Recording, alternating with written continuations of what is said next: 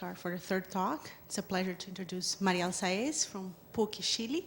And she's going to talk about fractional mean curvature flow. Well, first I want to thank the organizers. This is my first time in Rio, so it's really exciting to be here. Thank you to Jose for organizing this. And I'm going to be talking about a geometric flow again. So I will go from a long introduction to try to introduce why are we interested in looking at this flow here. So at the beginning, it will not look like very much a geometry talk, more a PDE talk, but let me try to relate this equation here with minimal surfaces, actually. So the idea is that you have some domain omega, and this equation here was posed to try to understand phase transitions of materials. So you are supposed to have some media and a material that is in two states. And what they try to model is sort of how this phase transition occurs. And so they try to put here some band of width, let's say epsilon. And in theory, what you want to understand is what happens when epsilon goes to 0 here. So this is what they're trying to do. And the equation that they use to model that, because of the material and the interactions that the material has when, I mean, the two phases of the material have, that was the equation that they posed. That equation has an energy associated, that is that energy here. So you want to understand what happens here when epsilon goes to 0 and when you really see this interface, and what you really want to understand how the interface is.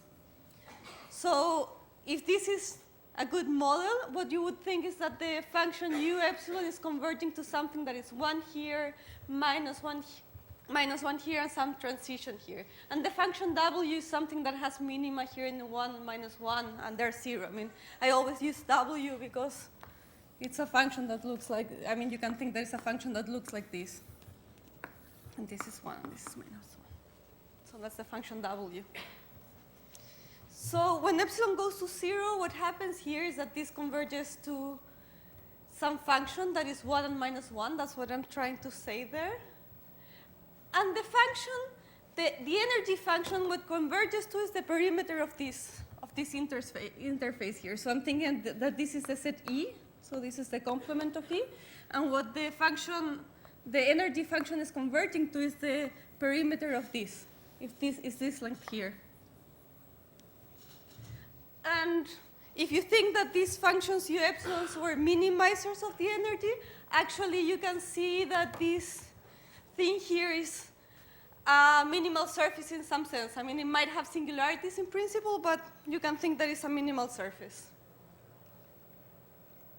Okay, so, and then you can think about the same problem when you have a transition that is moving in time, that's still sort of trying to find the optimal shape.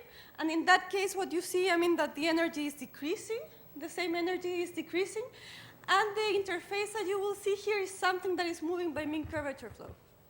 So this is what is supposed to be happening in that case. So that's a way of motivating the mean curvature flow, that is sort of to study this phase transition when you have some interaction here, that these things are moving here. The thing with this model is that somehow all the interactions that you see are very local. So what you see here is that the Laplacian, what can capture is what happens really near the point, but in principle you don't see a global behavior. And you would think that some phenomena actually, what happens is also influenced by what's happening very far from there. So another model that has been posed and especially been studied by probabilists, actually, is to have an operator there that is not the Laplacian, but something that considers not only local interactions, but also interactions that are far away. Of course, you see more strongly the things that are close by, but you also see things that are happening far away. And the question is, when you do the same model, when you take epsilon to 0, what do you see here? I mean, you won't be seeing any more a minimal surface, but something else. And this is sort of the motivation of this here.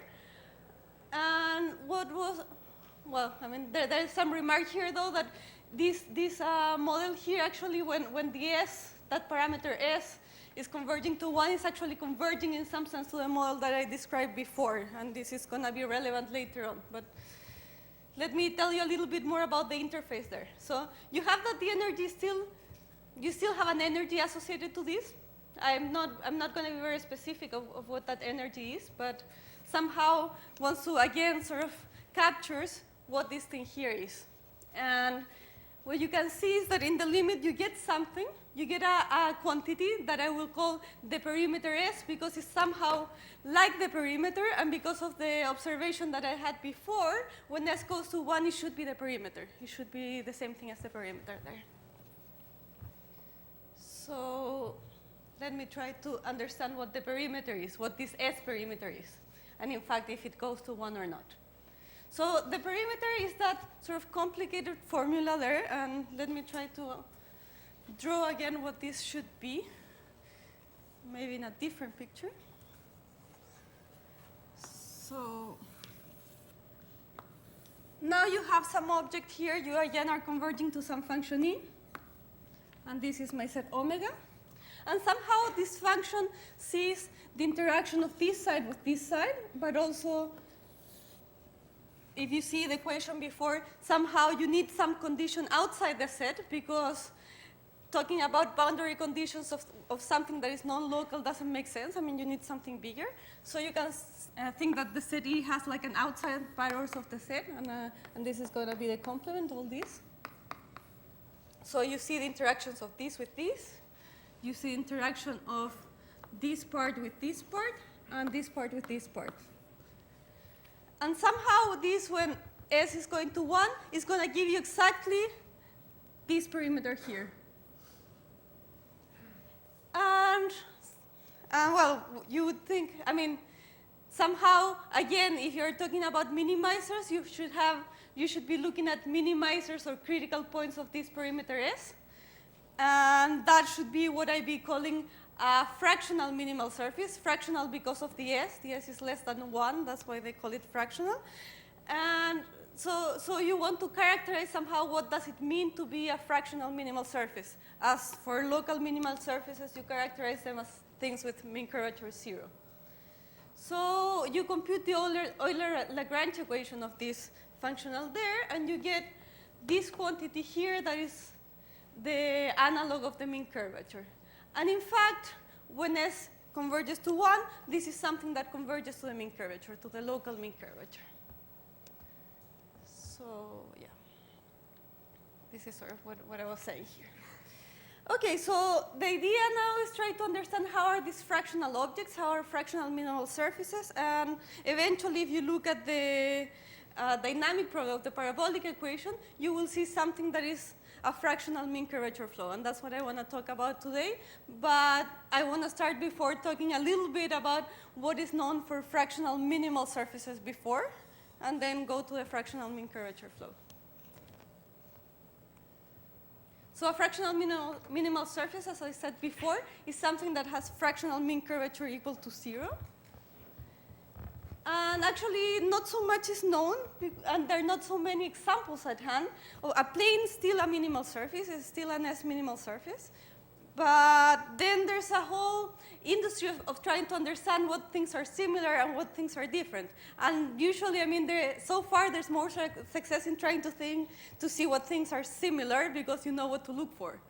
But seeing what is different, I mean, you don't know really what you're looking for, so there's less known about this. So let me give you a list of some things that are known.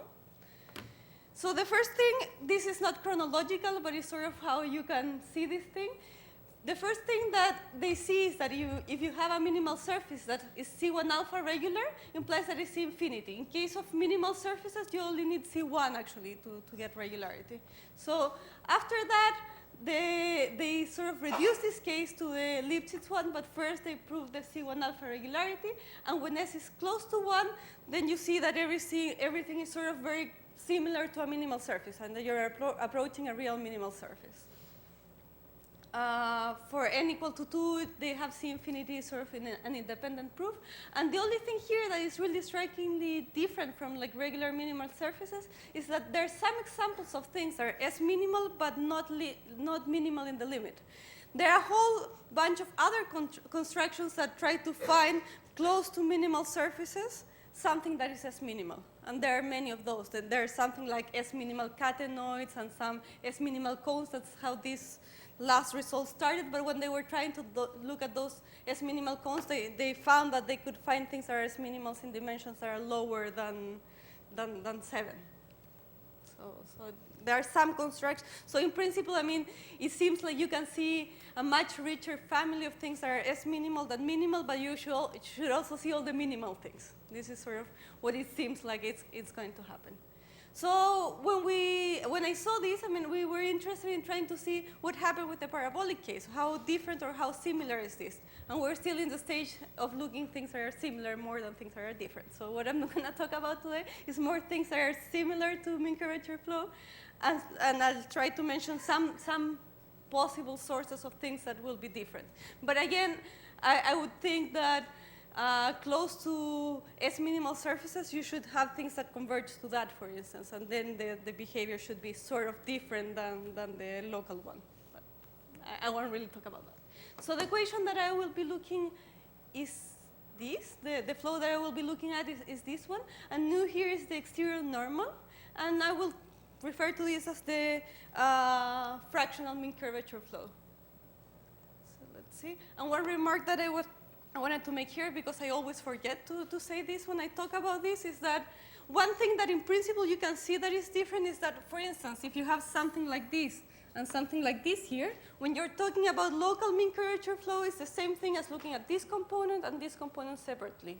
But here, because of the way you define the fractional mean curvature, when you compute the mean curvature at a point here, you will see this object here. So the evolution of this is not the same as the evolution of this, the evolution of this. I mean, you have to look at the thing as a whole. So in principle, I mean, you will have many different behaviors that you don't have in the local case, because you will see the interactions of every component that you put outside each component. Yet I'm not going to give an example of this. I mean, we have some computations of things like this, and when you have something that is very close, we believe, but it's not very, I mean, we don't have a formal proof that somehow these things would merge eventually. That you would have touching, something that would never happen in the case of standard mean curvature flow. But I'm not going to talk about that. I just wanted to mention that to tell you that somehow there are things that are really different in this case. Okay. So let me start with one example that is sort of, in some sense, not very surprising, because it's the same thing that happens in mean curvature flow, but I wanted to still compute it because it's very useful to have, and it's something very useful to have in the case of mean curvature flow. That is the evolution of a sphere. If you look at the equation for the mean curvature that I had before, you can see, and maybe I should keep it somewhere, you can see that in fact it's something that is rotational invariant. So if you have a sphere, you should have something that has the same fractional mean curvature in every point. So let me maybe keep this here.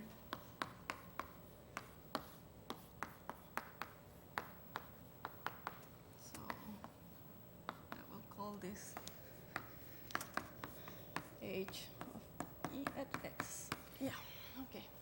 So this is rotational invariant and also translation invariant. So in fact, for a sphere of radius r, you can see that the mean curvature of that is something that is constant if you're in the unit sphere, and if you scale it, it scales like r to the minus s. So observe that when s is equal to 1, this is exactly the scaling that you have for mean curvature in bigger dimensions. Okay, so, I mean, not in bigger dimensions, in bigger for s equal to 1. So, well, here's just the computation of the mean curvature. So the evolution of that, then, as in the case of mean curvature flow, when you're looking at a sphere, you can reduce the equation to an ODE. And then you can see that the ODE that you get in that case, I mean, you can assume that the evolution that you have is in a sphere for all times. And then the equation that you get in that case is something of the form some constants times r to the minus s. And then if you integrate, you get that the solution is that. So you have extinction in finite time, such as in the case of mean curvature flow. So, well, and you can do the same computation for cylinders, but I didn't include it here because I'm not going to use it. But you can have the same computation for cylinders. Okay, why this example is important? In the talk yesterday about mean curvature flow, one of the things that was said is that because of you have this, you can see that singularities are something that you cannot avoid, something that will happen, and every time that you have something compact, in the case of mean curvature flow, because you have a comparison principle, and if you enclose your compact initial surface into this sphere, that means that a singularity has to occur in finite time, at most that, probably less, but at most that time. So you know that you will have singularities in that case. In this case, you expect, if you have comparison principle, then you can say the same thing. So maybe the first thing to look at is, do we have comparison principle or not? So I guess this is the first question. And try to use that example for that. So the results that I want to talk to you about, although I'm not sure I'll be able to talk about everything, are about a comparison theorem, maybe about short time existence and regularity. I think I will talk about this at the end because this is the most technical part, so I will skip it if I don't have the time. And about some preserved quantities.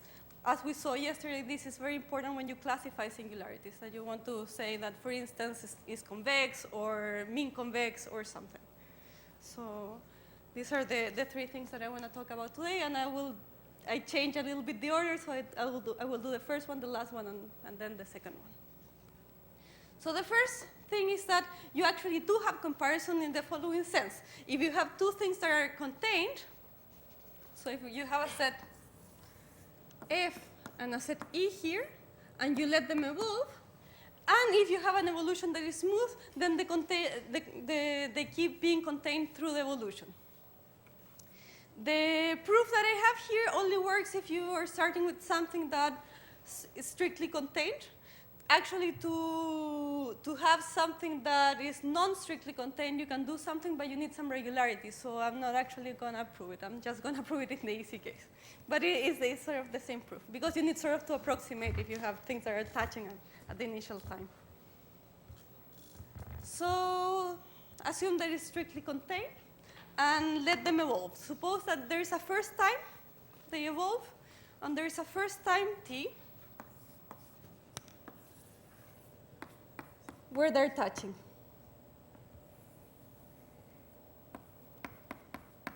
At that first time that they're touching, they're tangential at this point. And because they're tangential, the normals agree at that point. And if after that first time they're crossing, that means that this point is going faster in the inner region than in the outer region. So if you look at the equation that you have, that means that that quantity on your, I guess on your left, on my right, but on your left, is negative. And then that means that the mean curvature of F should be bigger than the mean curvature of E. However, if you look at the definition here, remember that this is 1 inside the set and minus 1 outside the set. Because ET is contained in FT, it's very easy to see that actually you have some cancellation. And what that cancellation implies is that actually the quantity in the left, the inequality is the other way, is the wrong way. So this is a contradiction. Okay? So you can sort of do the same sort of argument that you do in the local case just by looking at the second derivative, just by the fact that they're contained one in another. So this is sort of, and that implies that you keep being contained in time. So as long as the evolutions are smooth, this cannot happen. Okay, so this in principle tells you that my original argument that if I have something compact and I put that in a sphere, then that will develop a singularity in finite time. Another comment here that I didn't write, but I wanted to say is the following. So, in principle, that doesn't tell you how, if I have something here, and I have something here. I was checking this morning, I realized I forgot to write this. In principle, in the case of mean curvature flow, you have an avoidance principle. That means that when you evolve this and you evolve this thing never touch each other, right? Is this true in this case? I mean, in principle, this is not what I prove here, right? But if you look at the evolution of the complement of this, you can see that, in fact, the mean curvature of the complement is exactly minus the curvature of the complement. So the evolution of F complement is the same as the evolution of F. If there's an evolution for this, the evolution of this is the same. And then you know that this is contained originally in that, then it will keep being contained. So you still have an avoidance principle in this case. With the difference that in the case of mean curvature flow, you can use this to estimate curvatures. I mean, you can, for instance, see like the evolution of a ball that is an outer ball and an inner ball, and try to use that to estimate the curvature or to have pinching conditions. Here it's not very clear that that will work out, but still it's sort of interesting to see that you still have an avoidance principle. Okay, so this is what I just said, that you have a singularity in finite time. And also, because you have comparison and avoidance, that means that you have uniqueness, geometric uniqueness for the flow. Okay. So the next step that I wanted to talk about is the preservation of some quantities. And for that, what you do in the case of mean curvature flow is you try to use maximum principle, basically. You try to see what is the evolution of the quantity that you want to be preserved, and try to see that that is, I mean, in case of mean curvature, still positive or still convex or something of this sort. So what you need to do for that, the first step for that is to compute the evolution of the geometric quantities. So just to have a feeling for this, both in the case of mean curvature flow and here, the way that I was writing the flow in the first slide is this. The reason why we write it in this way is because when you reparameterize the surface, you get some tangential components, okay? And in the case of mean curvature flow, you can show that there's always one parameterization that actually this is equivalent to writing that you only have speed in the normal component. So the first remark that I made there is that in this case you can do the same, and I will skip the computation because it's exactly the same as in the local case. So once that you have this, the first thing that you think, okay, let me see what happened with the local quantities when I'm under this flow. So you start computing. I mean, I just wrote some of them here. I didn't write all of them here. And you see that this is sort of the same thing that you have when you have mean curvature flow, except that where you had H, now you have an HS. This is not so bad. But when you come to look at the evolution of things like the second fundamental form, you had an H before, now you had a connection between the H and the A. Now you don't have that connection. It looks here that if you control well the HS, then you will control the local quantities, but this is not so good if you want to find, for instance, to see that convexity is preserved, right? Because somehow for that convexity to be preserved, you would like to have, you sort of need the connection between the H and the A squared. So it's sort of more difficult to see what kind of quantities you can expect them to be preserved. Okay, so local quantities are useful, but maybe not enough. So the next thing that we do is try to look at the evolution of some non-local quantities. Here I give a definition that is, you can forget about the definition, and it's basically what I'm saying is when I compute the evolution, I will look at this quantity very close to the point x, separately from far from the point x. This is all that the definition there is for. And when I'm close to the point x, if this is regular, I will write it as a graph over the tangent plane. This is what this slide here is for. Okay, so then if you compute the evolution of the non-local quantities, you see that, well, the perimeter is decreasing. This is not very surprising because we chose this as the gradient flow of the S perimeter. So, I mean, we hope this to be decreasing. And we can compute this where this h is the function that you use as a graph over the tangent plane. And then when you look at this evolution, I have to tell you what the derivative is. You see that something that should be preserved is the positivity of the S-mean curvature, which is sort of natural. So something that is S-mean convex will be S-mean convex all during the evolution. So the next theorem says exactly that. So something that is S-mean convex, it keeps being S-mean convex. And the proof is just maximum principle, because assume that there's a first time where this becomes 0, where the HS becomes 0. So if you look at the evolution here, you see that in the second part, in the regular part, many things are just 0. I mean, this is something that is a multiple of HS 0, so it's 0, this is positive, and then you need to look just at that term over there. And when you compute, you realize that in fact, you get something somewhat complicated, but this has a sign. And this part here actually does have a sign when R is very small, but you cannot control the R very well. I mean, there is some R where this works, so you know that it's preserved. The bad news about that is getting maximum principle on the other side. It will be much harder. I mean, anything that you see the R is actually a problem, I mean, because you don't know what the R is. Okay, so we have preservation of the mean convexity, but we don't know what to do with it so far. Okay, so we keep looking for some conserved quantities. And the next thing that we find that is at least preserved for a short time is, okay, so I skipped something here in the proof, sorry. Because, yeah, okay. You need an argument here to have a complete proof that actually, because it could, everything that I said before is true, except that it could be that HS is just 0 everywhere and you run into a minimal surface. But actually that cannot happen because you're in something compact and there are no compact S minimal surfaces, and this is sort of easy to prove. I should have said that before. Okay, but let me skip this and go to the next preserved quantity just to talk a little bit about the regularity at the end. And the other thing that we see that is preserved, at least for a short time, is star shapeness.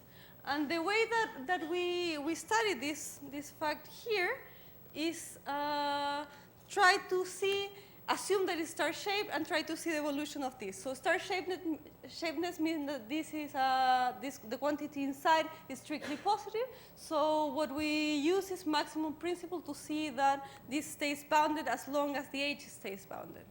So maximum argument principle and just using the evolution equations before. So yeah, I mean, I thought I would not have much time to compute that, so I decided just to say that and try to pass to talk a little bit about the existence and the regularity. Okay, so also very briefly here about existence and regularity. I mean, I can go back to anything later if it's the time. So the idea for existence and regularity, I mean, the idea is to use a continuity method. So we want to find is shallower estimates over the evolution for short time. This is what we're trying to do here. And the idea is the following. So suppose that you have an initial condition. Suppose that you have an initial condition. And I will try to write the evolution as a normal graph over this. So I will think that at time t, the boundary of this is something that is written as my original boundary plus some function phi x of t times nu 0, and try to find estimates over this thing over here. And I will assume that I have regularity over the initial condition. Okay. So if the initial condition is regular enough, that means that I can write it as a graph over the tangent plane in a small ball. So what I'm assuming is that if I am close to this point, then this surface here is something that can be described as something of this form. And, well, I'm rotating, so everything is sort of, in this direction. Otherwise, this is just the normal direction, and this is the direction of the tangent plane. OK, so the evolution that I'm looking at now is I want to see an evolution that close to my point x is of the form x prime,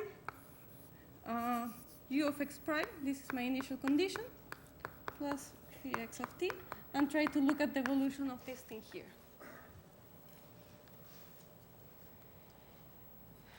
Okay, so I'm assuming that I rotated, so I won't worry about the fixing which one I'm in the tangent plane. So the evolution at this point, it will look as something of this form. And let me tell you a little bit how you go about regularity. And the idea is to follow what is known for minimal surface, so the method that is used for minimal surfaces. So to obtain C1 alpha regularity, to obtain regularity based on C1 alpha regularity is exactly the same idea that they use for minimal surfaces that are for S minimal surfaces. And what they do basically is a bootstrap method.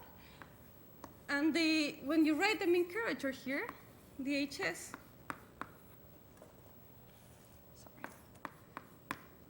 XET,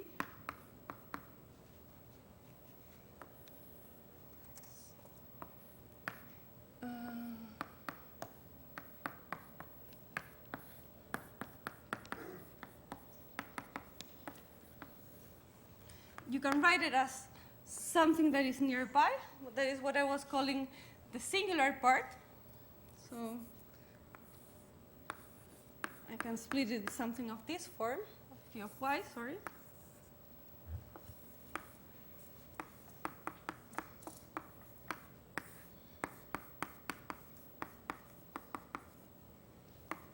That's the regular part. The singular part, when I'm nearby, and I can write this as a graph, this can be seen as something that is similar to the fractional Laplacian on this function here. Okay? And for that, you do have shallow estimates. However, when you separate, you will see here things that are like this term over here, and also you have the volume element here that is also something of that form. So you need some estimates over that. So assuming that you have bounds over that, you can write this. This is sort of the same idea when you have a semi-linear equation, I guess, that you can approximate this by a linear operator, and the error of that is estimated by C1 alpha norms on this function u. In this case, not on this function u, but on this function u plus phi. Okay, so that will give you bounds in terms of C1 alpha bounds. So I guess the problem here is how you get the C1 alpha bounds. This is a real problem. And for that, what we did, and I will finish with this, is try to look at the evolution of this thing here. That is sort of the same thing that you do when you look at graphical mean curvature flow, and when you look at local estimates for for mean curvature flow. So what we did is try to study the evolution of this, and the key observation is that in fact this is not so different from the fractional mean curvature is not so different from the standard mean curvature, in the sense that when you take derivatives of it, you still see some operator that is a non-local operator over v, that is this function, but this function is the norm of normal. So in fact, the gradient of the fractional mean curvature is an operator on the normal somehow, as the local mean curvature is the divergence of the regular normal. Okay, so after you have that, you use some parabolic Schauder estimates for non-local equations, but linear non-local equations, and you have to adapt that and use some sort of freezing of coefficients like you do in the local case.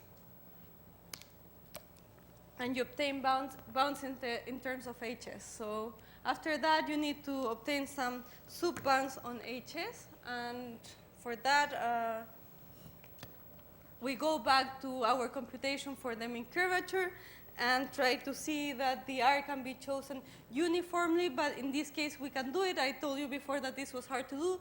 But you can do it for short time because you can do it in terms of geometric quantities, local geometric quantities for the U, for the original surface.